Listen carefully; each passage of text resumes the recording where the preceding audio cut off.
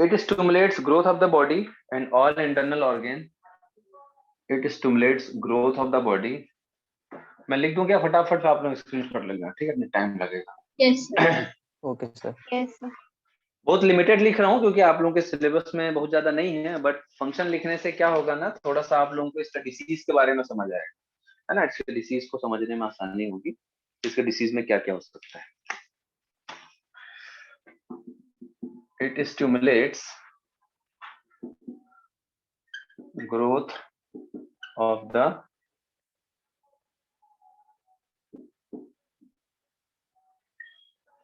and all internal organs except brain। बताया था ना ये आप लोगों को? Yes sir. है ना। ब्रेन का मेन डेवलपमेंट किसके हाथ में रहता है? अरे बोलो, ब्रेन का डेवलपमेंट मेनली किसके हाथ में रहता है, मतलब कौन कंट्रोल करता है ब्रेन डेवलपमेंट? थायरॉक्सिन, याद रखिएगा, बताया था भैया, भूल जाते हो। थायरॉक्सिन के हाथ में मेनली रहता है, मतलब मेनली ब्रेन डेवलपमेंट थायरॉक्सिन के कारण होता है। सेकेंडरीली ग्रोथ हार्मोन, ठीक है। इट स्टिमुलेट्स प्रोटीन सिंथेसिस या protein metabolism in somatic cell. Somatic cell समझते हो ना क्या होता है? All cell except gonad cells, जो जर्म सेल्स होते हैं, जो गैमेट बनाते हैं, ऐसे सेल जो गैमेट बनाते हैं, ठीक है, या गैमेट सेल, उनको छोड़ के जितने भी बॉडी में सेल्स होते हैं, ऑल आर सोमैटिक सेल्स। जिसको नहीं मालूम होगा लिख लीजिए। It stimulates skeletal growth।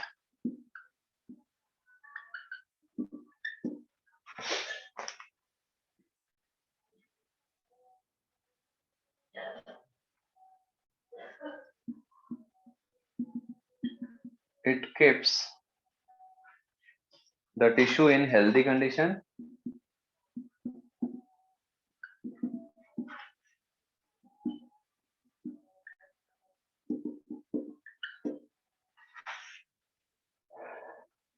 and so known as beauty hormone।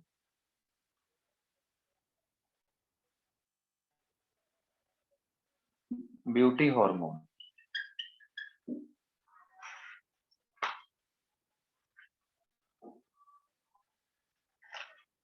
ठीक है। ये लिमिटेड बताया हूं मैं, इतना बस कर लो। ब्यूटी हार्मोन,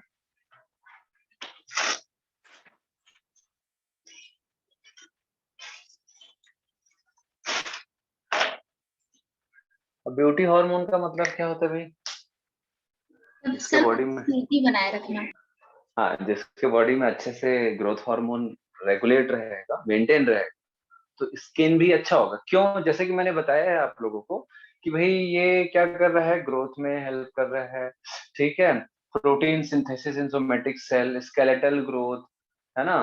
तो ये सब क्या है बेटा, अगर सेल डिवीजन अच्छा रहेगा, स्किन सेल, स्किन का जो सेल है, अगर वो अच्छे से सेल डिवाइड होता रहेगा, फास्ट अच्छी स्पीड से स्किन के सेल डिवाइड होते रहेंगे, तो फ्रेश स्किन में, मतलब स्किन में फ्रेश सेल्स आते रहेंगे।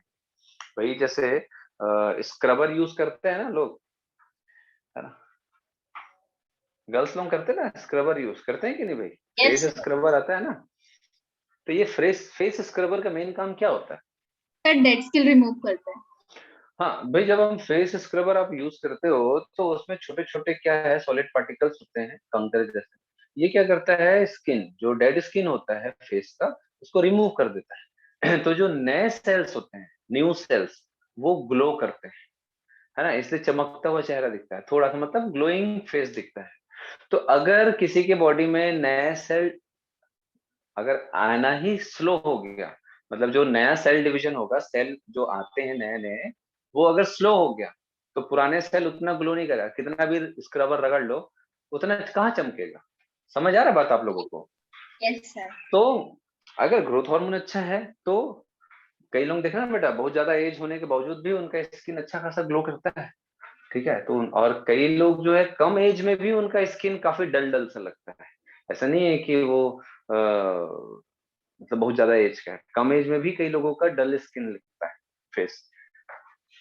आप लोग भी ऑब्जर्व किए होंगे कई लोगों का थोड़ा सा मतलब 20-25 साल में ही कई लोग का स्किन डल डल सा लगता है। तो ये बहुत सारी चीजें हार्मोनल होती हैं, मेटाबॉलिक चेंजेस होता है बॉडी में, ये सारी चीजें होती हैं।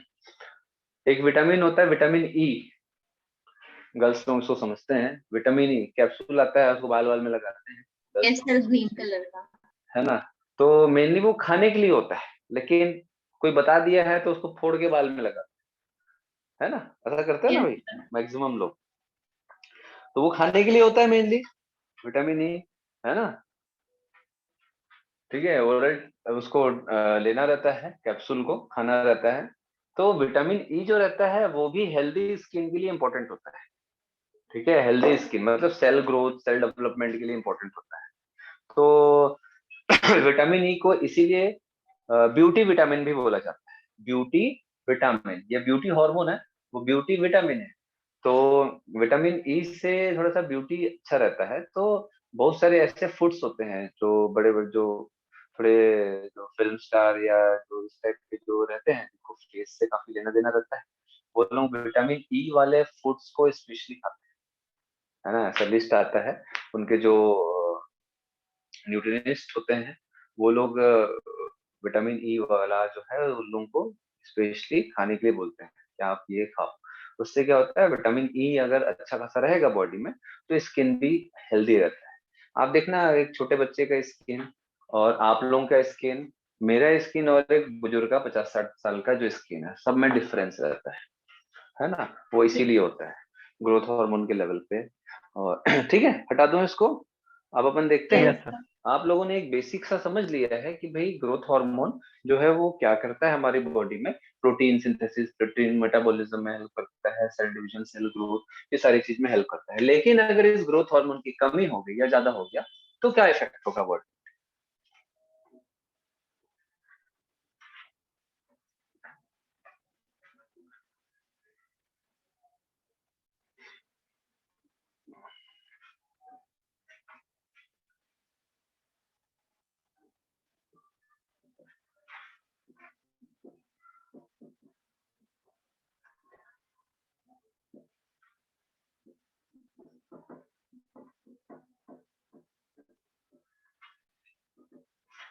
अभी भी मैं अपने स्कूल गया था, तो मेरी जो बायो वाली मैडम थी वो वहाँ की प्रिंसिपल बन गई। तो वैसे ही मैं गया था तो बोले अभी भी वैसे ही है, बहुत ज्यादा हेल्थ नहीं आया है, और मतलब बॉडी का जो स्ट्रक्चर है लगभग लगभग वैसे ही है जैसे तू स्कूल में पढ़ता था। ठीक है, तो बोले अभी भी तेरे को नई स्कूल ड्रेस पहना देंगे ना तो बहुत ज्यादा डिफरेंस नहीं आएगा 12वीं के बच्चों से।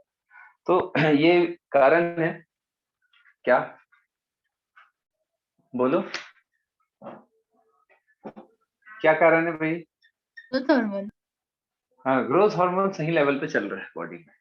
ठीक है। वरना कई इतने एज में कई बार हेल्थ अगर बहुत ज्यादा ऊपर नीचे होता है, या बॉडी में न्यूट्रिशन हार्मोन का लेवल बैलेंस नहीं, तो भी स्किन वगैरह काफी अलग से दिखने लग जाता है लोगों का।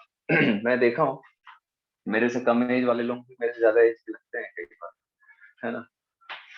चलो, तो ग्रोथ हार्मोन की कमी हो सकती है बेटा अगर ग्रोथ हार्मोन कम हो गया। ठीक है, लो ग्रोथ हार्मोन और एक ग्रोथ हार्मोन हाई हो सकता है ना। तो लो की कंडीशन को हम बोलते हैं क्या, हाइपोसिक्रेशन ऑफ ग्रोथ हार्मोन। समझ आ रहा बात, क्या बोलेंगे, लो ग्रोथ हार्मोन को हाइपोसिक्रेशन। हाइपो का मतलब लो, कम, हाइपो सिक्रेशन, और हाई है तो hyper secretion of growth hormone. तो ये जो हाइपो सिक्रेशन है और हाइपर सिक्रेशन है, ये बच्चों में भी हो सकता है और बड़ों में भी हो सकता है, चाइल्डहुड में हो सकता है और एडल्ट में हो सकता है। समझ आ रहा है। और ये जो यस यस हाई सर। की कंडीशन है ना, ये भी चिल्ड्रन में हो सकता है और एडल्ट में भी हो सकता है। तो यहाँ पर ना डायरेक्ट क्वेश्चन आता है कि देखो बेटा, सिंपल सा कॉन्सेप्ट है, अगर बच्चों में ग्रोथ हार्मोन की कमी हो जाए तो क्या होगा। अब आपको मैंने बेसिक जो भी इसका फंक्शन था वो बता दिया है। क्या होगा बोलो। हाइट हाइट घट इंक्रीज नहीं होगा। हाइट सब है ना, बहुत ज्यादा इफेक्ट होगा। हाइट हाइट उसकी इंक्रीज नहीं होगी, है ना, चाइल्डहुड में। तो उस कंडीशन को हम क्या बोलते हैं, कंडीशन को क्या बोलते हैं, एटिलियोसिस। एटिलियोसिस और सर्कस मिडगट। सर्कस मिडगट, और ये इसको पिट्यूटरी ड्वार्फिज्म भी बोला जाता सर, है। हाँ बोलो। इसमें सर्कस का मतलब क्या है? सर सर्कस मिडगट मतलब जो सर्कस में जो बौने लोग होते हैं ना बेटा, आप लोग देखे यस होंगे सर्कस में बौने, जो थोड़े से बौने लोग होते हैं जिनकी हाइट बहुत कम होती है, 4 फीट या उससे भी कम होती है, देखे होगे आप लोग, 4 फीट भी मुश्किल यस से सर। होती है। तो ये जो होते हैं ना सर्कस मिडगट कहा जाता है उनको, है ना। तो वो ग्रोथ हार्मोन की कमी के कारण उनकी हाइट नहीं बढ़ पाती, लॉन्ग बोन्स शॉर्ट हो जाते हैं, ठीक है, इसलिए, है ना, ड्वार्फिज्म, ड्वार्फ होते हैं वो, बौने। ओके ठीक, सर। क्लियर है। और उस कंडीशन को हम एटेलियोसिस बोलते हैं। एडल्ट में अगर कमी हो गई तो क्या होगा, एडल्टहुड में अगर बहुत ज्यादा कम हो गया तो क्या होगा। अरे भाई, अगर बड़े लोगों में कमी हो जाएगी, जो भी एग्जाम्पल है उसका वो तो ठीक है, बट कंडीशन क्या होगा बोलो। उसको साइमंड्स डिसीज बोलते हैं। साइमंड्स डिसीज, अभी तो मैंने बताया कि भाई ग्रोथ हार्मोन जो रहता है वो सिर्फ हाइट बढ़ाने के लिए रिस्पॉन्सिबल नहीं, है ना। सही तरीके का दिखना, एक एज जो लोगों का सही दिखता है कि हाँ भाई ये 20 साल के आसपास दिख रहा है, ये 30 साल के आसपास दिख रहा है, ये 50 के आसपास दिख रहा है, एज के आसपास जो दिखता है ये सही ग्रोथ हार्मोन के कारण होता है। स्किन का टेक्सचर सही रहता है, स्किन में ग्रोथ, हेयर ग्रोथ सही रहता है, ठीक है। अब अगर मान के चलो कोई एडल्ट है, 25 साल का कोई इंसान है, उसमें ग्रोथ हार्मोन बहुत कम हो गया, तो इसको ब्यूटी हार्मोन बोलते हैं। तो क्या होगा बोलो, 25 साल का जो भी इंसान होगा वो ज्यादा एज का लगने लगेगा। क्यों? क्योंकि उसका स्किन में ग्रोथ या बॉडी का जो ग्रोथ है ना, वो कम होगा। समझ आ रहा है आप लोगों को। तो ग्रोथ कम होगा तो स्किन जो रहता है डल डल सा लगेगा। भाई हम किसी का एज क्या देख के बताते हैं, उसके हाथ पैर फेस। देख के हम तो ना बताते हैं, मेनली फेस। तो हम उसका फेस देख के ही बताते हैं। मेनली उसका फेस, उसका स्किन। मेनली हम किसी का भी एज जो अपीयरेंस होता है उसका, एक्सटीरियर अपीयरेंस होता है, उसका जो फेस होता है, उसका स्किन होता है ना, मेनली जो गला और चेहरे का जो स्किन होता है, ठीक है, उसी को देख के हम उसका उम्र का अंदाजा लगाते हैं। समझ आ रहा है बात आपको। लेकिन अगर वो अच्छा ग्लो नहीं कर रहा है, उसमें ग्रोथ अच्छा नहीं है, तो क्या होगा, वो ज्यादा एज का लगेगा। तो जो साइमंड्स डिसीज होता है इसमें क्या होता है कि ऐसे एडल्ट जिसमें ग्रोथ हार्मोन बहुत कम हो गया है, तो वो लोग नॉर्मल एज से ज्यादा एज के लगते हैं। ऐसा लिख लेना आपको। इस सर, कंडीशन में क्या होता है, हाँ बोलो।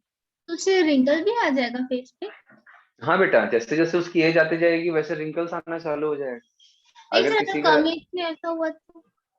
हाँ, रिंकल्स मतलब एकदम से नहीं आएगा, लेकिन अगर एकदम कम हो गया तो बेटा वो तो और बूढ़ा दिखने लग जाएगा ना। एकदम ही कम हो गया तो रिंकल्स तो आने ही है, क्योंकि रिंकल जो रहता है वो जो स्किन का जो टोनिसिटी होती है, स्किन का जो टोन होता है ना, जैसे अगर मेरा स्किन देखोगे ऐसे टोन है ना, ऐसे ये झुल जाएगा। कई लोगों का स्किन, जैसे बुजुर्ग लोगों का स्किन झुल जाता है, क्यों? क्योंकि इसके नीचे जो कोलेजन फाइबर्स वगैरह होता है उसका भी सिंथेसिस अच्छे से नहीं होता है। समझ आ रहा है बात।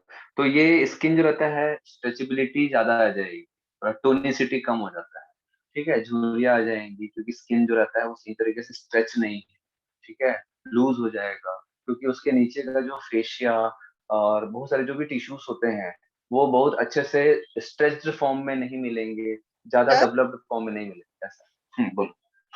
सर बालों पे भी इफेक्ट होगा ना? बाल सब पूरे बॉडी में इफेक्ट होगा बेटा। जैसे कि अगर कोई मान के चलो भाई कि अगर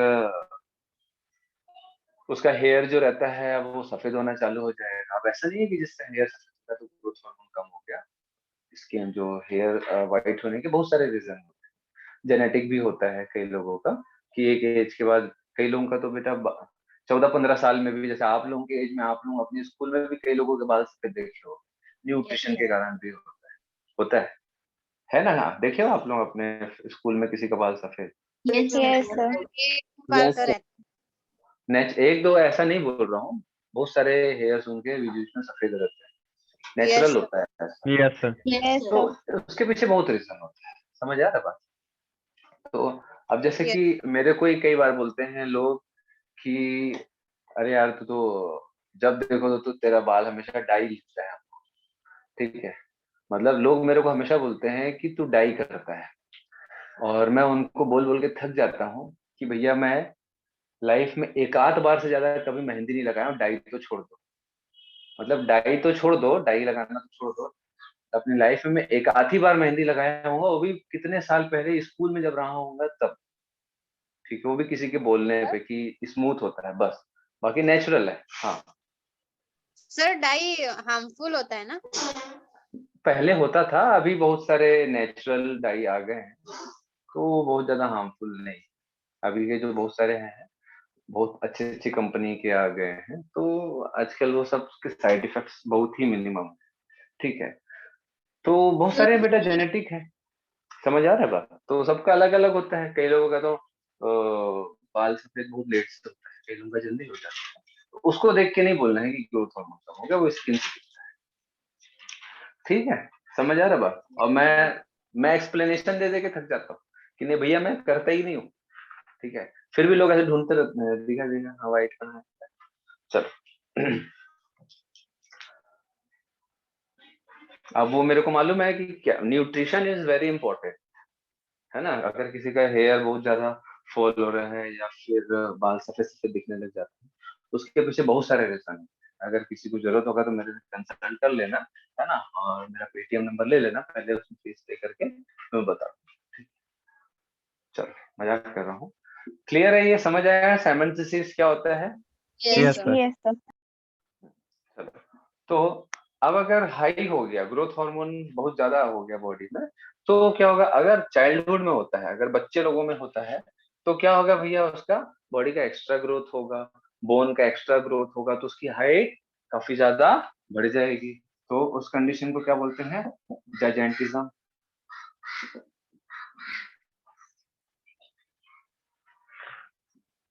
जाइजेंटिज्म, समझ आ रहा है बात? जाइजेंटिज्म में क्या होगा?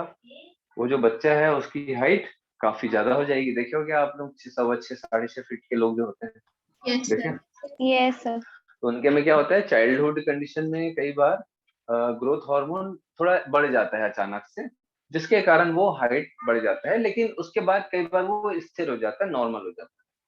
कई बार वो नॉर्मल हो जाता है, और कई लोगों का बढ़ता ही रहता है, मतलब बचपन से ज्यादा रहा, बढ़ गया हाइट, तो उसके बाद बड़े होने के बाद भी छूटा नहीं है, ग्रोथ हार्मोन ज्यादा ही है, ज्यादा सिक्रीशन हो रहा है। समझ आ रहा है बात? तो एडल्टहुड में भी अगर ये हाई कंडीशन रहा, ग्रोथ हार्मोन की कंडीशन हाई रही, ठीक है, तो उस कंडीशन को बोलते हैं एक्रोमेगाली। सर, एक्रोमेगाली, हाँ बोलो। अगर ग्रोथ हार्मोन बहुत ज्यादा बढ़ रहा है तो बॉडी कंट्रोल नहीं कर पाता है? नहीं बेटा, वो फीडबैक मैकेनिज्म काम नहीं कर पाता है, इसी को तो डिसीज्ड कंडीशन बोलते हैं।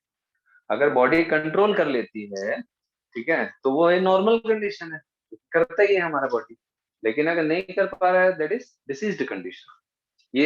ये सभी के सभी क्या है बेटा? ये डिसीज्ड कंडीशन है ना, सारे के सारे डिसीज कंडीशन है। यस अब सर। एक्रोमेगाली, अब इसको अगर समझना है तो बेस्ट एग्जांपल खली साहब का ले लो, जो हमारे द ग्रेट खली साहब, है ना? सुने हो ना, मालूम है ना आप लोगों को? Yes sir. तो खली साहब की हाइट काफी ज्यादा है, अराउंड 7 फीट से ऊपर ही है आई थिंक उसका, है ना? तो 7 फीट से ज्यादा की हाइट है उनकी, तो भाई जरूर बचपन में ग्रोथ हार्मोन ज्यादा हुआ होगा, तभी तो हाइट बढ़ी है। Yes. Yes sir. Yes sir. क्योंकि एडल्टहुड में अगर ग्रोथ हार्मोन बढ़ा तो हाइट नहीं बढ़ती है, वो मोर ओल्ड देन नॉर्मल एज।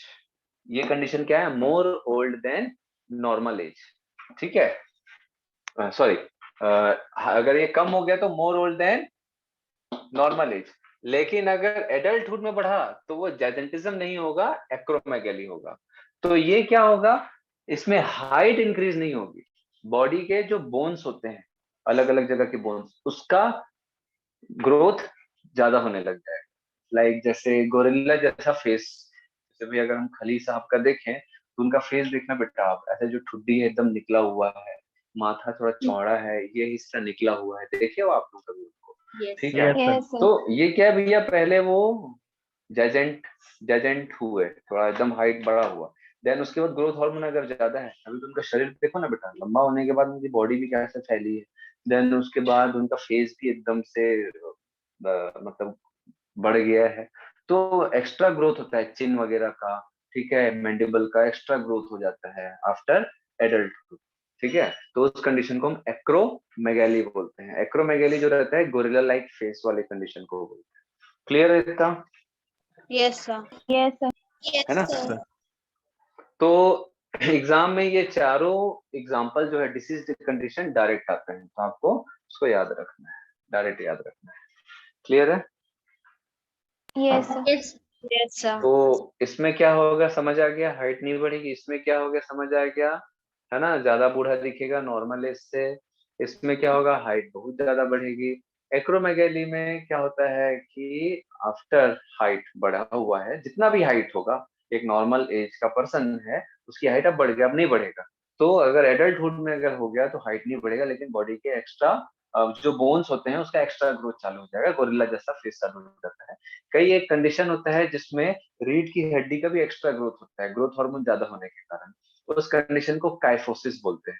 आप लोगों ने सुना होगा ना कि रामायण में एक महिला थी जो रावण सॉरी राम जी के माता का कान भरती थी, ऐसा, जिनको वरमाला सर वो मिल रहा है। कैके की दासी थी। मंत्रा। कैकेयी दासा मंत्रा, मंत्रा। मंत्रा मालूम है ना? यस कैकेयी की यस। दासी मंत्रा, है ना? Yes sir. मिंत्रा नहीं है ना, ठीक है, मंत्रा है वो। Yes Myntra sir. Sir, Myntra, हाँ वही वही कपड़े मंगाते हैं। तो जो मंत्रा है वो, उनको किफोसिस था, मतलब कुबड़ बोलते हैं ना, that is because of extra growth hormone in adult, ठीक है। तो कई बार एडल्टहुड में ग्रोथ हार्मोन का इफेक्ट जो होता है वो बैकबोन पे पड़ता है, उसका एक्स्ट्रा ग्रोथ होता है, एक्स्ट्रा ग्रोथ होगा, एनलार्जमेंट होगा बोन का, तो ऐसे झुक जाता है, ठीक है, काइफोसिस बोलते हैं उसको। सर चलो, हाँ बोलो। सर उस कंडीशन में हम स्ट्रेट नहीं खड़े रह सकते। नहीं बेटा, वो तो आपका एक्स्ट्रा ग्रोथ हो गया ना, तो जो हमारा जो नॉर्मल कंडीशन है वो इधर अगर एक्स्ट्रा ग्रोथ होगा तो ये बेंड हो जाता है, रीढ़ की हड्डी बेंड हो जाती है इसीलिए, ठीक है। हाँ, बैकबोन जो रहता है वो थोड़ा सा बेंड हो जाएगा ग्रोथ एक्स्ट्रा होने के कारण। चलो हटा सर दूं जो इसको, है वो ग्रोथ पहले हटा दूं, पहले ये बताओ, हटा दूं, हो गया सबका? Yes sir. Yes sir. हाँ हाँ बोलो अब। सर वो जो काइफोसिस है वो ग्रोथ हार्मोन के ज्यादा सिक्रेशन पे होता है। सर लोग हाँ, में बैठो तो भी ऐसे हो जाता है, कुबड़ निकल आता है। कैसा मतलब, सीधा नहीं बैठो तो? हाँ नहीं बेटा, वो नॉर्मली थोड़ी ना होता है, वो तो ऐसा है कि लोगों का पोस्चर बिगड़ जाता है, बस पोस्चर बिगड़ जाता है, वो एक अलग चीज है, वो ये पोस्चर ऐसा बिगड़ जाता है, ठीक है। और ऐसा नहीं है कि सिर्फ ग्रोथ हार्मोन के कारण ही जो बैकबोन है उसका पोस्चर बिगड़ता है, बहुत सारे रीजन होते हैं। ट्यूमर हो गया अगर बोन में, ठीक है, बोनी ट्यूमर हो गया, तो भी वो क्या बोलते हैं, अगर बैकबोन में ट्यूमर हो गया तो भी तो एक्स्ट्रा ग्रोथ हो सकता है ना, ट्यूमर के कारण, कैंसर के कारण, तो बहुत सारे रीजन हैं, ऐसा एक चीज को नहीं करना है। कई बार लोग वैसे ही ऐसा झुक के चलते हैं तो वैसे ही झुका हुआ दिखता है उनका, ऐसा कई लोग ऐसा चलते हैं, ऐसा थोड़ा उनको कॉन्फिडेंस की कमी है या सुस्त है या जीवन से कोई लेना देना नहीं, ठीक है, तो ऐसा होता है। और कई लोग ऐसा स्ट्रेट, ऐसा पोस्चर ऐसा रखना चाहिए, कॉन्फिडेंस झलकना चाहिए सामने, जैसा भी हो, आप कैसा दिखते हो, आपकी हाइट क्या है, आप क्या कपड़ा पहने हो, ठीक है, आप साइकिल में हो कि गाड़ी में हो कि कार में हो, है ना, आप आपके पास क्या चीज है क्या चीज नहीं है, इससे ज्यादा इम्पोर्टेंट है कि जैसा भी हो जो भी हो, अपने को कॉन्फिडेंस लेवल पे हमारा कॉन्फिडेंस लेवल हमारा अच्छा होना चाहिए, बिल्कुल, ठीक है। उसके बाद फिर बाकी किसी से कोई मतलब नहीं, कॉन्फिडेंस हमारा अच्छा होना चाहिए किसी भी तरीके, ठीक है। ओवर कॉन्फिडेंस की बात नहीं कर रहा हूँ, कॉन्फिडेंस लेवल होना चाहिए, ये नहीं सोचना चाहिए मेरे पास ये नहीं है वो नहीं है दुनिया में। मैक्सिमम लोगों के पास हर चीज नहीं होता है, ठीक है। चलो, दुनिया में हर इंसान यूनिक है और ऐसा कोई नहीं है जो सर्व संपन्न हो। याद रखिएगा, दुनिया में ऐसा कोई नहीं है जो सर्व संपन्न हो, मतलब जो हर तरफ से कंप्लीट हो। Yes sir. अगर आप बात करें अंबानी, तो भैया उनमें भी हो सकता है उनकी बॉडी में भी कोई ना कोई प्रॉब्लम हो, बीमारी हो, ठीक है। सिर्फ पैसा है तो इसका मतलब नहीं है कि दे आर कंप्लीट, है ना। मे भी फैमिली प्रॉब्लम हो, मे भी हेल्थ इशू हो, तो कुछ ना कुछ तो रहता ही है बेटा। स्ट्रेस हो, तो कोई भी कंप्लीट ऐसा नहीं है आज के दिन में। चलो, देन क्या देखेंगे इसके बाद हम लोग?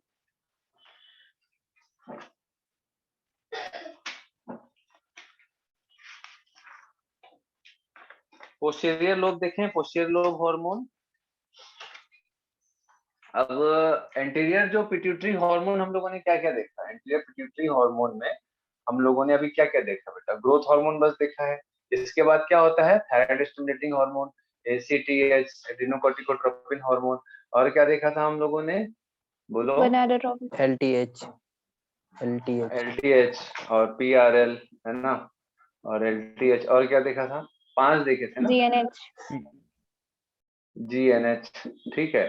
तो ये हम लोगों ने डिटेल में पढ़ लिया, ठीक है। अब इसका जो एक्शन होता है, ये क्या होता है? Thyroid stimulating hormone. तो इसका मेन काम क्या है? इट स्टिमुलेट्स क्या? थायराइड ग्लैंड, ठीक है। ये क्या करेगा? Thyroid gland for synthesis and secretion of, and बोलो, सिक्रेशन ऑफ थायरॉक्सिन। समझ आया? For synthesis and secretion of yes. Thyroxine hormone. Clear है? एड्रेनोकोर्टिकोट्रोपिन हार्मोन क्या होता है? एसीटीएच। इसका फुल फॉर्म मैंने बता दिया है। तो इसका इफेक्ट कहाँ होता है? ये कहां पर एक्ट करेगा? इट एक्ट्स ऑन, कहाँ एक्ट करेगा? बोलो। Adrenal gland, adrenal gland. अब एड्रिनल ग्लैंड में भी कहां पर? Cortex region, cortex region. ठीक है, कॉर्टेक्स रीजन। तो एड्रिनल ग्लैंड में एक्ट करेगा कॉर्टेक्स में, तो कॉर्टेक्स से 2 हार्मोन रिलीज करवाएगा ये। बोलो क्या क्या? Cortisol and androgen. ये शॉर्ट में लिखते जाना, ठीक है। तो इसके एक्शन से 2 हार्मोन रिलीज होगा, कॉर्टिसोल एंड एंड्रोजन। एंड्रोजन को सेक्स हार्मोन भी बोलते हैं, ठीक है, सेक्स हार्मोन। ठीक, क्लियर है इतना? yes, प्रोलैक्टिन हार्मोन जो रहता है, ये कहाँ एक्ट करेगा? इट एक्ट्स ऑन, बोलो, memory gland. Acts on memory gland for what? For synthesis and secretion of, बोलो, मिल्क, है ना। मिल्क हार्मोन बोलते हैं ना इसको, यस है ना। प्रोलैक्टिन हार्मोन जो रहता है मेमोरी ग्लैंड में एक्ट करेगा, मेमोरी ग्लैंड का डेवलपमेंट में भी हेल्प करेगा और मिल्क बनाने में और उसको रिलीज करने में। तो मेनली रिलीज नहीं बोलूंगा मैं, सिंथेसिस में हेल्प करता है ना, क्योंकि रिलीज करने के लिए ऑक्सीटोसिन मेनली हेल्प करता है। तो सिंथेसिस ऑफ मिल्क, क्लियर है? गोनेडोट्रोपिन हार्मोन जो yes, रहता है ना, मेल और फीमेल में हम 2 अलग अलग बोलेंगे। तो गोनेडोट्रोपिन हार्मोन जो रहता है, इसका एक्शन कहाँ होता है?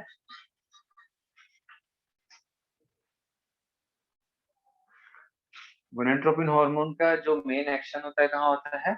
इट एक्ट्स ऑन, बोलो, gonads. It acts on gonads, clear है? तो गोनेड मतलब मेल में कहां पर और फीमेल में कहां पर? तो मेल में वो एक्ट करेगा कहां पर? बोलो, टेस्टिस, टेस्टिस, और फीमेल में ओवरी, ओवरी। ठीक है। तो टेस्टिस से वो हार्मोन रिलीज करवाएगा, है ना, एंड गैमेट्स बनवाएगा। तो क्या क्या काम करेगा टेस्टिस में? Gamete, gametogenesis, gametogenesis. गैमेटोजेनेसिस का मतलब क्या होता है? बोलो, गैमेट फॉर्मेशन, है ना? समझ Yes, आ रहा है sir. बात? गैमेट फॉर्मेशन, कौन सा गैमेट फॉर्मेशन करेगा भैया? हेल्प करेगा स्पर्म मेल में, और दूसरा हार्मोन, सेक्स हार्मोन, दूसरा सेक्स हार्मोन का सिंथेसिस में हेल्प करेगा। कौन सा सेक्स हार्मोन बनेगा मेल में? टेस्टोस्टेरोन। बोलो, समझ आ रहा है बात? Yes. Yes, sir. है ना? तो गोनेडोट्रोपिन हार्मोन एक्ट करेगा गोनेड्स में, male gonad and female gonad में। तो फीमेल के ओवरी में एक्ट करेगा, और ओवरी से फिर क्या होगा भैया? गैमेटोजेनेसिस। बोलो, समझ आ रहा है बात? तो कौन सा गैमेट बनेगा फीमेल में? That is egg and sex hormone. कौन सा sex hormone? Estrogen and progesterone.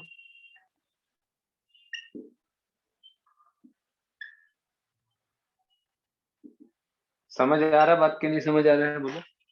Yes. Yes, sir. दिख रहा है ना सबको? कट कट तो नहीं रहा है?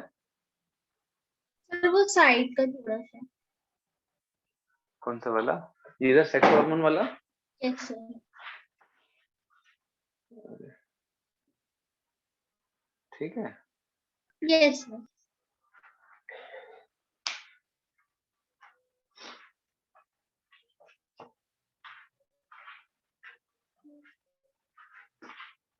तो अब ये जो गोनेडोट्रोपिन हार्मोन है, ये दो टाइप का होता है बेटा, ठीक है? एक होता है एफएसएच और एक होता है एलएच, ठीक है? एलएच जो रहता है वो फीमेल में बोला जाता है एलएच, और आईसीएसएच मेल में बोला जाता है। दोनों एक ही हार्मोन है, दो अलग अलग नाम के। तो गोनेडोट्रोपिन हार्मोन दो टाइप के हार्मोन को मिला करके बोला जाता है। क्या बोला मैंने? गोनेडोट्रोपिन हार्मोन दो टाइप के हार्मोन के कॉम्बिनेशन को नाम दिया गया है। गोनेडोट्रोपिन हार्मोन दो टाइप के हार्मोन के कॉम्बिनेशन को एक नाम दिया गया है, ठीक है? तो गोनेडोट्रोपिन हार्मोन एक्चुअल में दो टाइप का हार्मोन होता है, एक एफएसएच और एक एलएच। एलएच फीमेल में बोला जाता है और मेल में उसी को हम आईसीएसएच बोलते हैं। तो एफएसएच का फुल फॉर्म क्या होता है, ये मालूम है आप लोगों को? बोलिए, बोलो भाई। Follicle stimulating hormone. मेरी आवाज आ रही नहीं आ रही है? Yes. Yes, Sir. sir. आ रही है. तो एफएसएच का फुल फॉर्म क्या है? फॉलिकल स्टिमुलेटिंग हार्मोन या फॉलिक्यूलर स्टिमुलेटिंग हार्मोन। क्लियर है? Yes sir. एलएच का Yes. Full Sir. फॉर्म क्या है? एलएच का फुल फॉर्म है लुटेनाइजिंग हार्मोन। क्लियर है? Yes. Sir. आईसीएसएच का फुल फॉर्म क्या है? Interstitial cell stimulating hormone. Clear है? Interstitial cell stimulating hormone. ये सब 12th में पढ़ोगे ना, तो इसका मतलब वहां पर समझ आता है। अब देखो, फॉलिकुलर स्टिमुलेटिंग हार्मोन क्या होता है? फीमेल की अगर मैं बात करूं, आप लोग अगर थोड़ा बहुत पढ़े होंगे तो ओवरी में एग का डेवलपमेंट होता है। ये थोड़ा बहुत पढ़े होंगे आप लोग में भी 9-10 में। तो ओवरी में जो एग का डेवलपमेंट होता है वो मेनली एफएसएच एंड सेकेंडरीली एलएच के रिस्पॉन्स से ही होता है, ठीक है? तो एग के डेवलपमेंट के लिए ये दोनों हार्मोन काम करते हैं, मेनली एफएसएच रिस्पॉन्सिबल होता है। लेकिन आप लोगों ने एक वर्ड पढ़ा होगा, ओव्यूलेशन। ओवरी से एग बाहर निकलता है, ओवरी से एग बाहर निकलता है और फेलोपियन ट्यूब में जाता है फर्टिलाइजेशन प्रोसेस के लिए। तो ये जो ओवरी से एग बाहर निकलता है उस प्रोसेस को हम क्या बोलते हैं? ओव्यूलेशन। पढ़े हो कि नहीं? नहीं पढ़े हो? Yes, कोई sir. बात पढ़ नहीं। रहे. तो ओवरी से जब एग बाहर निकलता है, जिस प्रोसेस को हम ओव्यूलेशन बोलते हैं, तो ओव्यूलेशन के लिए रेस्पॉन्सिबल हार्मोन एलएच होता है। नीट में इन दोनों के क्वेश्चन 50 मिलेंगे आपको, ठीक है? तो एक बेसिक बस बता दे रहा हूं आप लोगों को। क्लियर है इतना? Yes sir. Yes, Yes. sir. Sir. तो गोनेडोट्रोपिन हार्मोन दो टाइप का हार्मोन को बोलते हैं, एफएसएच और एलएच। ये दोनों मेल फीमेल, मतलब ये भी मेल में एक्ट करेगा, ये भी मेल में एक्ट करेगा, मेल में ये काम करता है, मतलब मेनली इसका नाम आईसीएसएच बोला जाता है, एलएच ही होता है आईसीएसएच के फॉर्म में। फीमेल में भी ये एक्ट करेगा और फीमेल में भी ये एक्ट करेगा गोनेड्स पे। तो गोनेड पे इन दोनों का काम क्या है, गोनेड पे इन दोनों का काम क्या है, ये दोनों मिलकर के गैमेट बनाएंगे और सेक्स हार्मोन भी सिक्रीट करवाएंगे। ठीक है, मेल हो चाहे फीमेल हो, दोनों में सेम देख रहे हो, गैमेटोजेनेसिस एंड सेक्स हार्मोन बनाने का काम, गैमेटोजेनेसिस एंड सेक्स हार्मोन बनाने का काम कर रहे हैं ये दोनों हार्मोन। ठीक है क्या? यस। समझ आ गया? तो हमारा ये कौन सा ग्लैंड कंप्लीट हो गया? Anterior pituitary hormones. क्लियर है? एकदम शॉर्ट में बता दिया हूँ। शॉर्ट क्या मतलब, ऑलमोस्ट पूरा ही आ गया है ना? ये सारी चीजें तो हम आगे पढ़ेंगे, है ना? चलो हटा दूं क्या? यस। यस। अब हम पोस्टीरियर पिट्यूटरी हार्मोन देखेंगे बेटा।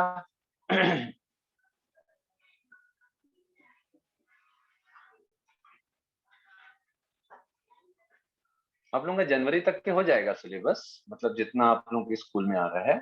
उसके बाद फिर जो नीट के हिसाब से जो बचा हुआ है ना, उसको फिर कंप्लीट होने के बाद आप चालू। Yes sir. क्योंकि अगर कायदे से देखूं मैं तो दो ही टॉपिक, तो 3 टॉपिक बचा है इसका करके, नर्वस, एंडोक्राइन और स्केलेटल। बाकी तो पहले मैं करा चुका हूँ, और जिनका नहीं हुआ है उनको मैं इसके बाद करा दूंगा।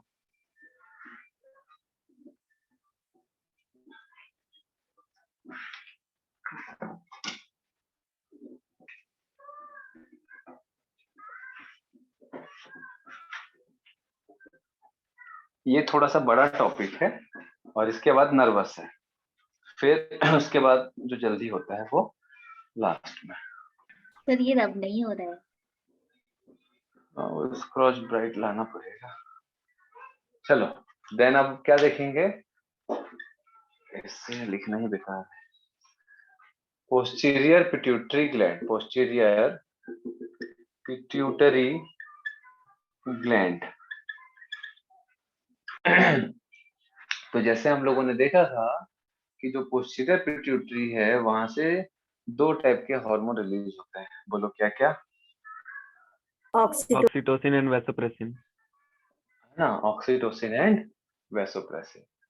ऑक्सीटोसिन एंड वैसोप्रेसिन, और इसी को और क्या बोलते हैं? एडीएच और एंटी डायूरेटिक हार्मोन। ठीक है। अच्छा, ऑक्सीटोसिन का मेन काम क्या होता है? It stimulates uterine smooth muscle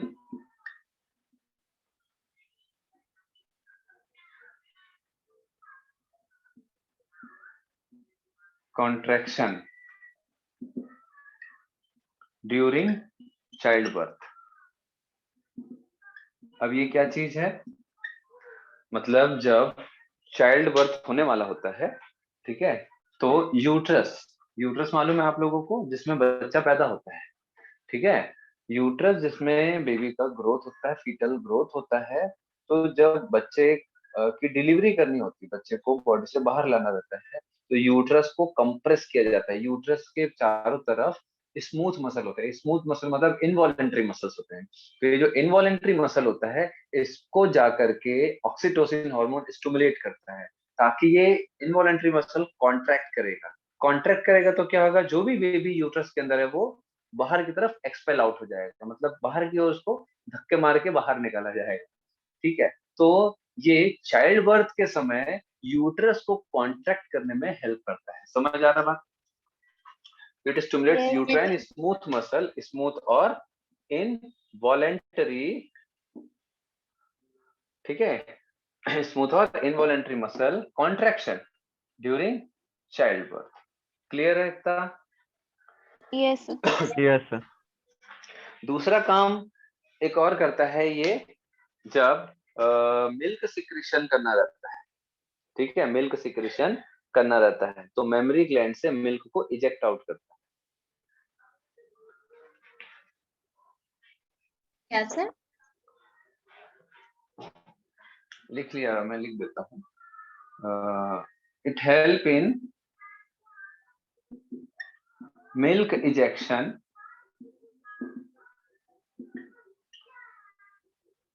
from mammary gland, mammary gland, ठीक है, ड्यूरिंग फीडिंग बाय चाइल्ड, ठीक है, जब बच्चा दूध पीता है तो मेमरी ग्लैंड से मिल्क को इजेक्ट आउट, बाहर निकालने का काम करता है। समझ आया बात? Ejection of milk from mammary gland, तो ये क्या करता है, मिल्क इजेक्शन में भी हेल्प करता है मेमरी ग्लैंड, इसीलिए इसको बर्थ हार्मोन भी बोला जाता है और मिल्क इजेक्टिंग हार्मोन बोला जाता सर ये जो Yes, ऑक्सीटोसिन sir. हार्मोन है ये सिर्फ फीमेल में है। प्रेजेंट रहता है ना? हाँ, बताओ मेल में होता है कि नहीं? अच्छा, ये चाइल्ड बर्थ को ना पार्चुरेशन भी बोलते हैं ना, पार्चुरेशन, चाइल्ड बर्थ को टर्म है पार्चुरेशन। कई बार एग्जाम में आता है पार्चुरेशन, हालांकि आप लोग 12th में पढ़ोगे, बट अभी से जान लोगे क्योंकि क्वेश्चन में दूंगा, तो पार्चुरेशन का मतलब क्या होता है ये मालूम होना चाहिए आपको। हाँ, तो ऑक्सीटोसिन क्या मेल में होता है कि फीमेल में होता है? Sir female. बेटा यहाँ पर मैंने पोस्टीरियर पिट्यूटरी ग्लैंड मेल का बताया या फीमेल का बताया है?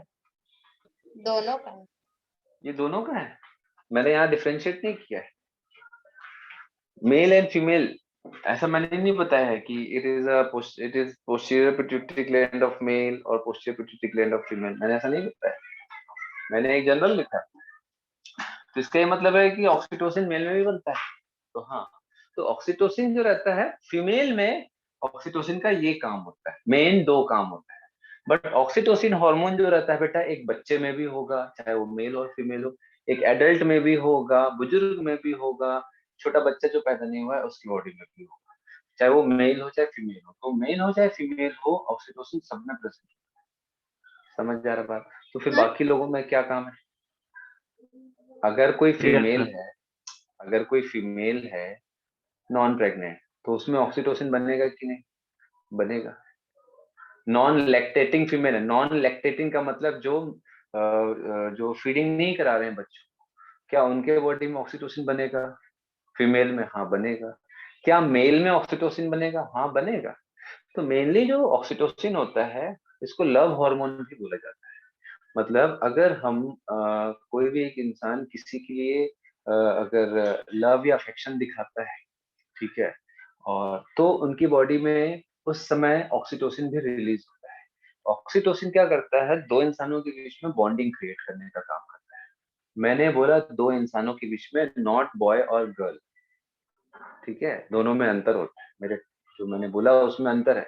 दो इंसानों में एक अच्छी बॉन्डिंग क्रिएट करने में हेल्प करता है। ये स्टार्ट हो जाता है मदर और चाइल्ड से, मतलब जब एक बच्चा पैदा होता है, ठीक है, तो वो अपने मदर के टच को अच्छे से समझता है, मदर की आवाज को अच्छे से समझता है, ठीक है, कंपैरिजन टू अदर पीपल, ठीक है। आप भी अगर देखें तो मेनली बचपन से अगर आप देखो तो सबसे ज्यादा अटैच जो रहता है हम मदर से होता है, मेनली Yes, हमारा जो इमोशंस होते हैं वो मदर से ज्यादा होता है। उसके पीछे बहुत सारे रीजन है, बट उसका एक और भी रीजन है कि हमारा ऑक्सीटोसिन, हमको मदर इतने बार गले लगाते हैं, इतना हमको प्यार किए हैं मदर ने, ठीक है, और टच फीलिंग जो है मदर की हमारी, जो है हम बचपन से वो फील करते आ रहे हैं, तो उसके कारण जो रहता है ये ऑक्सीटोसिन, जब भी हम टच करते हैं, गले लगते हैं या समझ आ रहा है बात, मदर हमको जब करते हैं बचपन में अभी भी, तो उस समय जब हम एक अच्छा फील करते हैं किसी भी अपोजिट इंसान के लिए, तो उस समय हमारी बॉडी में ऑक्सीटोसिन रिलीज होता है। अगर यही ऑक्सीटोसिन सामने वाले के भी बॉडी में रिलीज होता है, तो दोनों के बीच में ये ऑक्सीटोसिन बॉन्डिंग क्रिएट करता है हमारे ब्रेन में साइकोलॉजिकली। समझ जा रहा बात? तो ये ऐसा नहीं है गर्ल्स बॉयज को वाला बस कॉन्सेप्ट है, ऐसा नहीं है। लव हार्मोन जो रहता है वो माँ बच्चे का भी हो सकता है, भाई बहन का भी हो सकता है, एक बाप बेटे बाप बेटी का भी हो सकता है, ठीक है, दो दोस्तों का भी हो सकता है, दो बहनों का दो भाइयों का भी हो सकता है। तो ये मेनली उसके लिए है, मतलब दो के बीच में बॉन्डिंग क्रिएट करने के लिए, दो इंसानों, समझ आ रहा है। तो ये तो बेटा सभी के बॉन्डिंग होता है इसी, ठीक है। लेकिन इसका जो दो मेजर रोल होता है वो, मतलब इसका जो लेवल नॉर्मल लेवल से काफी हाई जो होता है वो ड्यूरिंग दिस टू पीरियड्स पाया जाता है एक फीमेल में। क्लियर है? Yes sir. ठीक है, ये सब आप हालांकि जो मैंने बताया है, आप कई बच्चे जो है ना बुक में पढ़ते हैं, उसके बाद अधिकतर उनके दिमाग में यही रहता है कि ऑक्सीटोसिन सिर्फ फीमेल में होता है, ऐसा नहीं, ठीक है। चलो, देन उसके बाद हम लोग देखेंगे वैसोप्रेसिन। कोई पूछ रहा था, रेणुका कुछ पूछ रही थी बेटा? सर मैंने पूछा। कोई बीच में कुछ टोक रहा था मेरे को, कुछ पूछ रहा था, ठीक है चलो। चलो देन उसके बाद हम लोग देखेंगे वैसोप्रेसिन। तो वैसोप्रेसिन का एक्सक्रीटरी सिस्टम में मैंने दो फंक्शन बताया था। एक होता है vaso constriction, vaso constriction, vaso constriction, समझ आ रहा है बात? तो और दूसरा जो फंक्शन होता है reabsorption of water from DCT and early part of collecting duct। ठीक है क्या? Yes, sir. Yes sir. अब ये वैसो कॉन्स्ट्रिक्शन क्या होता है भाई हरलीन? सर वेसल्स को कॉन्ट्रैक्ट करने वाला। हाँ, उससे क्या होगा बेटा? मैं जिससे पूछूंगा चीनू, ब्लड प्रेशर उससे बढ़ेगा या कम होगा बेटा वैसो कॉन्स्ट्रिक्शन के बाद?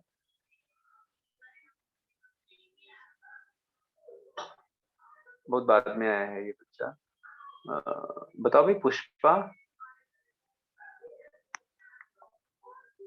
Sir, reduces the water नहीं loss. बेटा, वैसो कॉन्स्ट्रिक्शन के बाद क्या होगा? ब्लड प्रेशर बढ़ेगा या कम होगा? Sir, बढ़ेगा। हाँ, तो भाई वैसो कॉन्स्ट्रिक्शन का मतलब होता है कि कॉन्स्ट्रिक्शन ऑफ ब्लड वेसल, ठीक है। तो ब्लड वेसल अगर कॉन्स्ट्रिक्ट होगा मतलब नैरो होगा, देखो इधर ये नॉर्मल डायमीटर है और ये स्मॉल डायमीटर है, मतलब कि ब्लड वेसल को ऐसा कॉन्स्ट्रिक्ट कर दिया गया है, ऐसा दबा दिया गया है। तो कॉन्स्ट्रिक्शन करने के कारण क्या होगा? सरफेस एरिया कम हो जाएगा तो प्रेशर बढ़ जाएगा। तो प्रेशर का फॉर्मूला क्या है? Force per unit area. तो यहाँ का एरिया देखो और यहाँ का एरिया देखो, तो आफ्टर कॉन्स्ट्रिक्शन एरिया क्या होगा? कम होगा ज्यादा होगा? कम होगा। कम हो जाएगा तो प्रेशर बढ़ जाएगा। तो ब्लड का प्रेशर बढ़ाने में हेल्प करता है। ऐसा इसीलिए होता है क्योंकि किडनी में ब्लड, जो भी ब्लड जा रहा है उसका प्रेशर कम होता है। तो अगर किडनी में ब्लड का प्रेशर कम हो गया तो किडनी ब्लड को फिल्टर भी कम करेगा, जो कि नुकसानदायक होता है हमारे लिए। तो ये ऐसा कब होता है? या तो हमारे बॉडी में ब्लड प्रेशर एकदम गिर गया है, अचानक से ब्लड प्रेशर लो हो गया, या हमारी बॉडी में पानी की कमी है। तो वाटर की कमी होगी तो ब्लड का वॉल्यूम भी कम होगा। अगर बॉडी, मतलब पानी की कमी होने से ब्लड का वॉल्यूम कम हो जाएगा, ब्लड का वॉल्यूम कम होगा तो भैया जो भी प्रेशर से ब्लड बह रहा था वो प्रेशर कम हो जाएगा। तो ब्लड प्रेशर कम होने से फिल्ट्रेशन, जो किडनी फिल्टर करता है, वो अच्छे से नहीं कर पाता है, ठीक है। तो बॉडी में जब पानी की कमी है तो ब्लड का प्रेशर भी कम हो गया वॉल्यूम कम होने के कारण। तो ये एडीएच क्या करता है? वैसो कॉन्स्ट्रिक्शन के थ्रू ब्लड का प्रेशर को बढ़ा देता है, ठीक है। फिल्ट्रेशन हुआ, फिर हमारे बॉडी में पानी की कमी है तो किडनी में जो भी फिल्टर हो रहा है ना, यूरिन जो बन रहा है, उस यूरिन से वाटर को बॉडी में रीएब्सॉर्ब कर लेगा नेफ्रॉन के डीसीटी से मेनली, और early part of collecting ducts, जिससे कि वाटर जो कम है हमारी बॉडी में, अगर पानी कम है तो वापस वाटर के लेवल को बढ़ाया जाता है। तो मेनली जो एडीएच होता है, इसका नाम क्या है? Anti diuretic hormone. डायूरेसिस का मतलब होता है बहुत ज्यादा यूरिन बनना, ठीक है, बहुत ज्यादा यूरिन बनना। बहुत ज्यादा यूरिन बन रहा है मतलब जल्दी जल्दी यूरिन बन रहा है का मतलब वाटर लॉस ज्यादा होगा। ज्यादा यूरिन बनेगा तो ज्यादा यूरिन अपन जाएंगे, तो अगर ज्यादा यूरिन बनेगा ही नहीं तो हम कम यूरिन जाएंगे। ज्यादा यूरिन बन रहा है तो मतलब होता है कि डाईयूरेसिस। तो ये क्या करता है, डाईयूरेटिक हार्मोन है, एंटी डाईयूरेटिक हार्मोन है। मतलब डाईयूरेसिस का मतलब होता है ज्यादा यूरिन बनना, उसको रोकने वाला हार्मोन। इससे क्या होगा, ज्यादा यूरिन बनने से रोकेगा, मतलब यूरिन ज्यादा बनने से रोक रहा है, मतलब वाटर को बॉडी में वापस खींच रहा है, जिससे कि कंसंट्रेटेड और कम यूरिन बनेगा, तो बॉडी में वाटर की कमी को दूर करने में हेल्प करेगा। इसलिए वैसोप्रेसिन, ठीक है, वैसोप्रेसिन का मतलब ब्लड वेसल को प्रेस करने वाला, समझ आ रहा है, वैसो कंस्ट्रिक्शन करने वाले को हम वैसोप्रेसिन बोलते हैं। और एडीएच दैट इज एंटी, मतलब अगेंस्ट डायूरेटिक हार्मोन। समझ आ गया बात ये? Yes, Yes, sir. Yes, sir. आसान है। Yes, yes, sir. Yes, sir. चलो हटा दूं। Yes. yes, sir. अब इसके बाद हम क्या देखेंगे, पीनियल ग्लैंड। अच्छा, एक और इसमें अच्छा, अगर ये हार्मोन की कमी हो गई तो क्या होगा बेटा? अगर एडीएच हार्मोन की कमी हो गई, हाइपोसिक्रेशन। हाइपोसिक्रेशन का मतलब क्या होता है? Less secretion. Less secretion of ADH. तो इस कंडीशन को हम क्या बोलते हैं? Diabetes insipidus. क्या बोलते हैं? Diabetes insipidus. आप लोगों ने डायबिटीज मेलाइटस पढ़ा होगा, शुगर जिसको बोलते हैं ना, शुगर की बीमारी। Yes, sir. शुगर की बीमारी Yes, जो sir. रहती है वो डायबिटीज मेलाइटस है, ठीक है। ये क्या है? डायबिटीज इंसिपिडस है। तो अगर इमेजिन करो कि हमारी बॉडी में अगर एडीएच की कमी हो जाएगी, हाइपोसिक्रेशन मतलब इसकी कमी, तो अगर एडीएच की कमी होगी तो क्या होगा बेटा? ये डाईयूरेसिस को रोक नहीं पाएगा, मतलब ज्यादा यूरिन बनेगा। ज्यादा यूरिन बनेगा तो क्या होगा? ब्लैडर में ज्यादा यूरिन आएगा, जल्दी जल्दी और ज्यादा यूरिन आएगा ब्लैडर में, तो क्या होगा? हमको यूरिनेशन ज्यादा जाना पड़ेगा। तो अगर ज्यादा यूरिन जाएगा तो मतलब बॉडी से वाटर का लॉस भी ज्यादा होगा, तो हमको क्या करना पड़ेगा? पानी भी ज्यादा पीना पड़ेगा, बार बार पीना पड़ेगा। समझ आ रहा है कि नहीं? Yes, ठीक है। sir. Yes, sir. तो डायबिटीज इंसिपिडस में क्या होगा? फ्रिक्वेंट यूरिनेशन और डायूरेसिस। समझ आया? बहुत ज्यादा यूरिन बनेगा, बहुत ज्यादा यूरिनेशन करेगा, दैट इज पॉलीयूरिया की कंडीशन। पॉलीयूरिया मतलब बार बार यूरिन जाने वाली कंडीशन। डायूरेसिस मतलब ज्यादा यूरिन बनने की कंडीशन को बोलते हैं, ठीक है। तो ज्यादा यूरिन बनेगा दैट इज डायूरेसिस, है ना। मोर यूरिन, डायूरेसिस।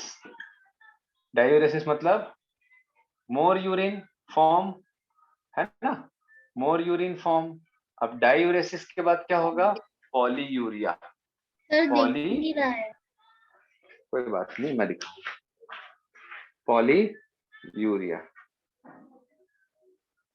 ठीक है Yes, है sir. ना। पॉलीयूरिया मतलब मोर यूरिनेशन। क्लियर हो रहा है? Yes, sir. मोर यूरिनेशन। तो डायबिटीज इंसिपिडस में क्या होगा? कुल मिलाकर के ज्यादा टॉयलेट लेंगे, ऐसा सिंपल तरीके से यार। क्लियर है? वे उसका Yes. टर्म है। Yes, sir. पॉलीयूरिया मतलब बार बार यूरिनेशन का जो टर्म होता है ना। पॉली मतलब बहुत ज्यादा, यूरिया मतलब यूरिनेशन, ठीक है। क्लियर हो रहा है? ये आता है Yes. एग्जाम में ना, डायबिटीज इंसिपिडस एग्जाम में आता है। और डायबिटीज इंसिपिडस में कौन सी कंडीशन होती है वो भी आता है, ठीक। Yes, sir. Yes, sir. Then उसके बाद एक है आपका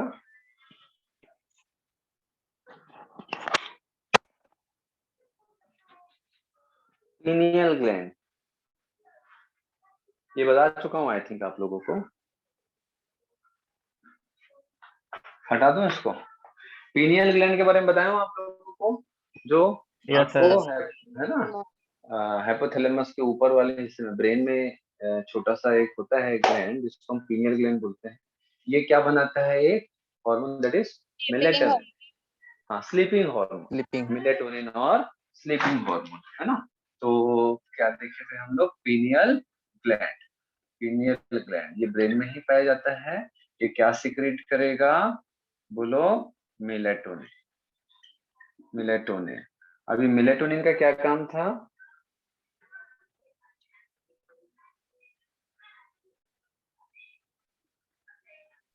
स्लीपिंग। स्लीपिंग, बस। देखो, स्लीपिंग जो है वो स्लीपिंग हार्मोन है। इसका ये मतलब है कि ये स्लीप अवेक साइकिल को रेगुलेट कर रहा है। मैंने उस समय बताया था कि पीनियल ग्लैंड को biological clock of the body भी बोलते हैं। Biological clock of the body मतलब क्या है कि भाई जैसे हम बोलते हैं ना कि भाई सुबह 5 बजे सूरज उगा, शाम को 6 बजे सूरज डूब गया, ठीक है, अंधेरा हो गया, उजाला हो गया। ये क्या होता है बेटा, ये डे नाइट साइकिल होता है, डे एंड नाइट साइकिल। तो वैसे ही बॉडी में जो भी डे नाइट साइकिल होता है या सिरकाडियन रिदम बोलते हैं, 24 आवर का जो भी साइक्लिक प्रोसेस होता है हमारी बॉडी में, कि एक पर्टिकुलर घंटे में, पर्टिकुलर दिन में ये प्रोसेस रिपीट होगा। जैसे कि हम सोते हैं, जैसे मान के चलो कि अगर किसी की आदत है 11-12 बजे सोने की, तो उसको 11-12 बजे नींद आएगी, वो सो जाएगा, फिर उसको 6-7 बजे या 7 बजे 8 बजे जितने बजे भी उठना है। एक साइकिलिक साइक्लिक जो प्रोसेस है, ठीक है, वो सेट हो गया है किसी की बॉडी में अच्छे से। जैसे फॉर एग्जांपल मेरे को 11 बजे के आसपास तक मेरे को नींद आना चालू हो जाता है, ठीक है, मैं सोता हूँ 15-20 मिनट में नींद आ जाता है। फिर उसके बाद मैं अलार्म लगाऊं नहीं लगाऊं, 6-6:30 बजे मेरी नींद खुल जाती है। तो ये जो साइक्लिक प्रोसेस है, बहुत दिन तक जब अपन प्रैक्टिस करते हैं तो बॉडी में ये साइकिल क्या हो जाता है बेटा, फीड हो जाता है और ये ऑटोमेटिक चलते रहता है। तो जो नींद आने वाला काम है वो मेलेटोनिन करता है, ठीक है। फिर मेलेटोनिन का सिक्रेशन कम हो गया, उजाला हुआ, सुबह हुई, हम उठ गए, ठीक है। वैसे ही साथ में जैसे मेंस्ट्रुअल साइकिल है, मेंस्ट्रुअल साइकिल भी 28 डेज का साइकिल होता है। हर 28 डेज बाद वापस रिपीट होगा फीमेल में, फिर 28 डेज बाद रिपीट होगा। तो ये रिपीटिशंस में हेल्प करता है सोने उठने। जैसे हमारा बॉडी का टेम्परेचर है, बॉडी का टेम्परेचर को भी थोड़ा बहुत रेगुलेट, मतलब जो मेंटेन करने में हेल्प करता है। वैसे तो हाइपोथैलेमस होता है ब्रेन का पार्ट है, और हार्मोन थायरोक्सिन, बट ये भी क्या है भाई, एक नॉर्मल टेम्परेचर को मेंटेन करने में हेल्प करता है। तो हमारा जो स्लीप अवेक साइकिल हो गया, बॉडी टेम्परेचर हो गया, जो भी साइक्लिक प्रोसेस होता है हमारी बॉडी में, like menstrual cycle, sleep awake cycle, ये सबको ये कंट्रोल करता है। समझ आ रहा बात है ना, इसको ध्यान रखेंगे। मेलेटोनिन हटा दूं? Yes, sir. Yes Yes, sir. sir. हाँ बोलो। सर रेगुलेट करना और मेंटेन करना, ये दोनों में क्या डिफरेंस? मेंटेन करने का मतलब होता है बेटा कि एक टेम्परेचर है ना, टेम्परेचर जो रहता है भाई वो कुछ ऐसा प्रोसेस अपनाएगा जिससे कि टेम्परेचर बना रहे, मतलब जो भी हीट है हमारी बॉडी में वो बना रहे। जैसे थायरोक्सिन, थायरोक्सिन ऐसा काम करता है कि बॉडी में हीट बना रहता है, लेकिन टेम्परेचर को एकदम राइज करना या लो करना जो रहता है, अगर लो हो गया तो हाई और हाई हो गया तो लो, ये जो रहता है इसको रेगुलेशन बोलते हैं। तो ये मेंटेन करके रखता है, रेगुलेट नहीं करता है। रेगुलेशन जो होता है मेनली हाइपोथैलेमस के हाथ में, ब्रेन का जो पार्ट है, फोर ब्रेन का जो पार्ट होता है हाइपोथैलेमस। हाइपोथैलेमस मान के चलो कि जैसे कि आपका जो फ्रिज है, ठीक है, फ्रिज में एक रेगुलेटर होता है, या एसी है, एयर कंडीशनर है। एयर कंडीशनर जो रहता है उसमें जो रिमोट होता है, रिमोट क्या करता है, टेम्परेचर को मेंटेन करता है या रेगुलेट करता सर मेंटेन करता है। है। आप रेगुलेट उसको Sir, बढ़ा के regulate रेगुलेट नहीं कर सकते हैं, आप उसको रेगुलेट कर सकते हो। यस अगर आप 20 डिग्री पे सेट करोगे तो 20 डिग्री रहे, 25 पे करोगे तो 25, समझ आया बात, 30 डिग्री पे सेट करोगे तो 30 डिग्री होगा, मतलब वो टेम्परेचर को रेगुलेट कर सकता है ना, रिमोट, ठीक है। यस लेकिन जो कंप्रेशर मशीन है, जो एसी का जो कंप्रेशर होता है, वो उस टेम्परेचर को मेंटेन करने में हेल्प करेगा। कि अगर टेम्परेचर गिर रहा है तो वो क्या करेगा, ज्यादा ठंडी हवा भेजेगा जिससे कि टेम्परेचर 25 डिग्री पे रहेगा, ठीक है। और अगर ज्यादा भेज रहा है, ज्यादा ठंडा होना चालू हो गया, तो सेंसर्स उसको सिग्नल भेजेंगे, ऑटोमेटिक सेंसर सिग्नल भेजेंगे, और कंप्रेसर जो रहता है वो ज्यादा ठंडी हवा भेजना कम कर देगा या बंद कर देगा। तो ये क्या हुआ, मेंटेन करने में हेल्प। वैसे ही रिमोट का क्या काम है, हम मेंटेन तो ठीक है, वो ऑटोमेटिक मेंटेन होगा, क्योंकि मेंटेन करने के लिए तो कंप्रेसर मशीन है ना जो पीछे लगा रहता है, आउटर जो होता है एसी का, जहां से ठंडी हवा आती है, वो तो सिर्फ मेंटेन करेगा। लेकिन मैं चाहूँ तो इसको 16 पे भी कर सकता हूँ, मैं चाहूँ तो इसको 30 पे भी कर सकता हूँ, रिमोट के द्वारा। रिमोट जो रहता है वो रेगुलेट करता है डायरेक्ट। वैसे ही हाइपोथैलेमस के हाथ में रिमोट होता है हमारी बॉडी का, टेम्परेचर का, वो रेगुलेट कर सकता है, 104 डिग्री बढ़ा सकता है, चाहे तो वो 98 पे ला सकता है, ऐसा रहता है। समझ आ रहा बात? ठीक है। Yes sir. बाकी Yes, मेंटेन sir. करने का काम थायरोक्सिन हो गया, और ये बहुत ही कम अमाउंट में करता है बेटा। मेलेटोनिन का बहुत ज्यादा रोल नहीं होता है, स्मॉल क्वांटिटी में होता है। समझ आ रहा है?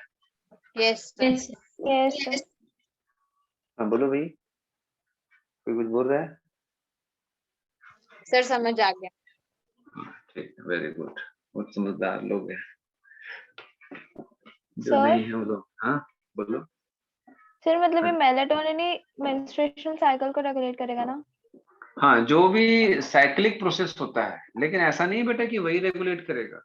मेंस्ट्रुअल साइकिल जो होता है वो मेनली हार्मोनल होता है, इसका थोड़ा इफेक्ट होता है, इसका थोड़ा इफेक्ट होता है। जैसे बॉडी टेम्परेचर को मेंटेन करने में ये इसका लाइट इफेक्ट होता है, वैसे ही मेंस्ट्रुअल साइकिल को भी ये एक बार सेट करने की कोशिश करता है। जैसे कि आपको क्या लगता है कि जीवन भर मेलेटोनिन हार्मोन जो रहता है हमारा स्लीप अवेक साइकिल को अफेक्ट करता है?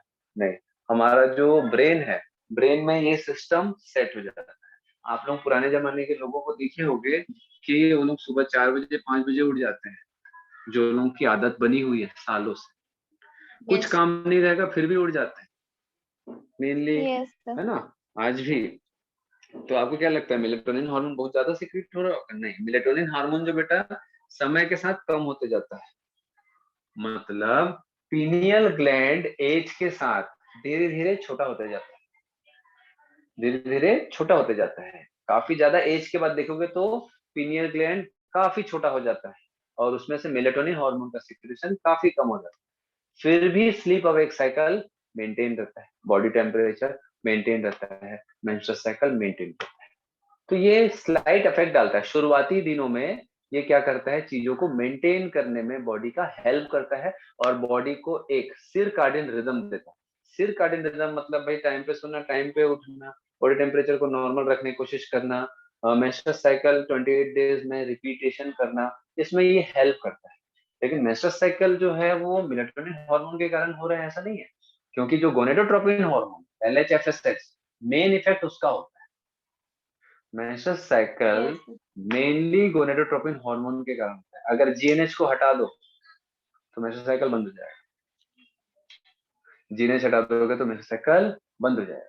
मेंस्ट्रुअल साइकिल मेनली रिलेट होता है ovarian cycles. Menstrual cycle main कहां पर होता है, यूट्रस में, लेकिन ये डायरेक्ट इफेक्ट इसका होता है बेटा कहां से, ओवरी से। और ओवरी पे डायरेक्ट, ओवरी का इफेक्ट कहां पर से होता है, GNH। तो भाई जैसे कि हाइपोथैलेमस है, हाइपोथैलेमस, हाइपोथैलेमस से पिट्यूटरी, कौन सा, एंटीरियर पिट्यूटरी, एंटीरियर पिट्यूटरी से कौन सा हार्मोन निकलेगा, GNH। GNH का इफेक्ट कहाँ होगा, ओवरी से, ओवरी में, ठीक है। ओवरी से हार्मोन निकलेगा एस्ट्रोजन एंड, बोलो, प्रोजेस्टेरॉन। Progesterone. अब इसका इफेक्ट कहाँ होगा, यूट्रस में, ठीक है। और यूट्रस एंड ओवरी दोनों को मिला करके मेंस्ट्रुअल साइकिल होता है। तो भैया मुझे बताओ मेन किसके कारण हो रहा है, GNH. GNH ही अगर मैं बंद कर दूं तो ओवरी में स्टिमुलेशन नहीं होगा, ओवरी में स्टिमुलेशन नहीं होगा तो ओवरी से हार्मोन ये नहीं बनेगा, और ये हार्मोन नहीं बनेगा तो यूट्रस में इफेक्ट नहीं होगा। तो मेनली जो मेंस्ट्रुअल साइकिल होता है वो यूट्रस के कारण, ठीक है। जो Okay. मेंस्ट्रुएशन बोलते हैं ना, menstruation is because of uterus. लेकिन यूट्रस अकेले कुछ नहीं कर पाएगा, जब तक कि ओवरी से ये हार्मोन यूट्रस को स्टिमुलेट नहीं करेगा तब तक मेंस्ट्रुएशन स्टार्ट नहीं होगा। समझ आ रहा है? तो ये हार्मोन आना Yes, जरूरी है। sir. इसीलिए प्यूबर्टी एज जब चालू होता है तो प्यूबर्टी से पहले अगर एक फीमेल चाइल्ड का बॉडी का ब्लड टेस्ट कराया जाए तो जीएनएच की क्वांटिटी काफी कम होती है, लेकिन आफ्टर प्यूबर्टी देखा जाए तो जीएनएच की क्वांटिटी काफी ज्यादा होती है फीमेल। ठीक है, तो ये ऐसा एक सीक्वेंस होता है। तो ये मेन है ना, ध्यान रखेंगे। Yes. उसके अलावा भी न्यूरल होता है बेटा, मतलब ब्रेन के द्वारा भी ये थोड़ा कंट्रोल होता है, ऑटोनॉमिक नर्वस सिस्टम के थ्रू भी ये थोड़ा सा रेगुलेट होता है, मेन Yes. हार्मोनल होता है। एंड ठीक है, सर ये मेनोपॉज जो होता है इसमें भाई जीएनएस बंद कर दो, जीएनएस बंद कर दो। यस यस जीएनएस बंद करोगे तो ओवरी पे कोई इफेक्ट नहीं, मतलब ओवरी में ही तो एग बनता है, एग बनेगा ही नहीं, मेंस्ट्रुएशन बंद। देखो ओवरी में जब एग का डेवलपमेंट चालू होता है ना बेटा, ओवरी है, जैसे ये ओवरी है, ओवरी में जब एग का Yes. डेवलपमेंट चालू होता है, ये एग बन रहा है, इसके अंदर एग है, ये छोटा सा बना रहा हूँ, ये एग है ये। जब ये एग का डेवलपमेंट चालू होता है तो इसी दरमियान हार्मोन बनता है एस्ट्रोजन, फिर एग बाहर आ गया और उसके बाद जो बाकी के जो स्ट्रक्चर होते हैं उससे प्रोजेस्टेरॉन बनता है। ठीक है, तो ये जो एस्ट्रोजन एंड प्रोजेस्टेरॉन है इसका इफेक्ट यूट्रस में होता है और यूट्रस में मेंस्ट्रुअल साइकिल चलता है।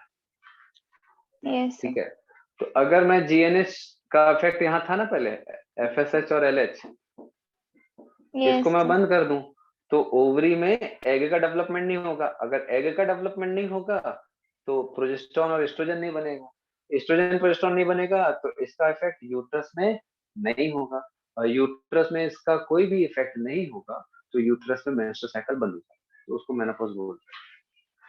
Yes. में पढ़ोगे डिटेल में? हाँ बोलो। सर साइड में क्या लिखा है? कहाँ पर साइड में? इधर यस सर। मेंस्ट्रुअल साइकिल लिखा। Okay sir. चलो ठीक है, क्या क्लियर है इतना?